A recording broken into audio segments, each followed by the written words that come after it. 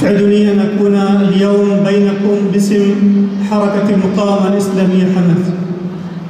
İslami Hareket Hamas adına bugün aranızda bulunmaktan mutluluk duyuyorum.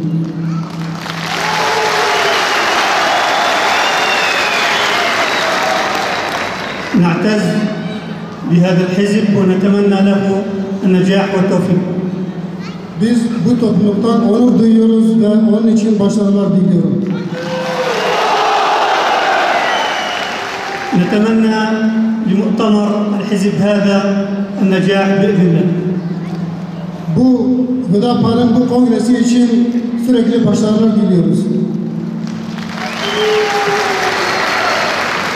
ونتمنى لقيادة الحزب المنتخبة كل التوفيق والنجاح. Bu kongrenin seçeceği ekip için sürekli başarılar diliyorum. أما بالنسبة لفلسطين، فلسطين تتعرض لمؤامرة كبيرة. Ancak Filistin şu anda bir baskı altında bulunmaktadır. هناك مؤامرة أمريكية إسرائيلية تستهدف القدس وفلسطين.